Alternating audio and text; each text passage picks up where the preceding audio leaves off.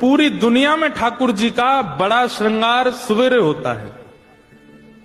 जैसे राधा रमन जी जाओ, राधा वल्लभ जी, बिहारी जी जाओ, तो सुबह सुबह श्रृंगार आरती जब होती है तब ठाकुर जी पूरा श्रृंगार कर लेते हैं, मुकुट से लेकर के पैर तक का।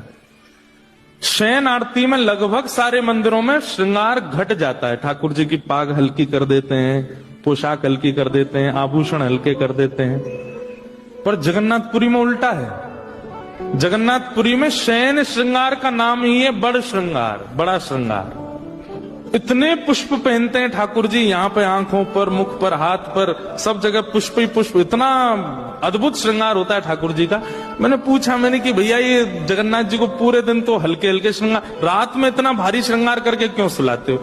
अब आपको कोई हार पहना दे, गले में बिल्कुल यहाँ पे वो पहना दे, पूरी चूड़ियां पहना दे, माताओं को गले पैरों में पाजेब पहना दे, कमर में कौंदनी, अब सो जाओ, ऐसे कौन सोता है? भाइयों को कहे टाई लगा लो, कोट पहन लो, नीचे पजामा पहन लो, मोजे पहन लो, शूज पहन, अब सो जाओ, ऐसे कौन सोता है?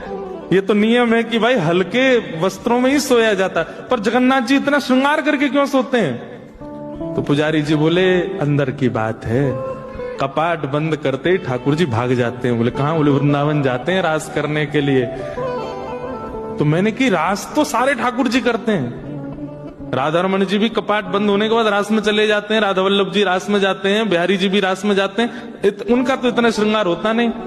तो पुजारी जी कितनी अच्छी बात बोले, बोले कि जो जगन्नाथपुरी में ठाकुर जी है ना, वो प्रेम विगलित ठाकुर, पिघले हुए ठाकुर जी। उनके हाथ नहीं है, उनके पैर नहीं है, उनके मुख नहीं है। तो बोले राधा रमन, राधा वल्लभ, बिहारी जी आदि इन सबके तो हाथ हैं। कपाट बंद करके पुजारी गए, ये खुद ही अपने सिर, कानन में कुंडल पहन लेते हैं, सिर पे मुकुट पहन लेते हैं, गले में हार पहन लेते हैं, कड़ूला पहन के, पाजेब पहन के भागते हैं रास में।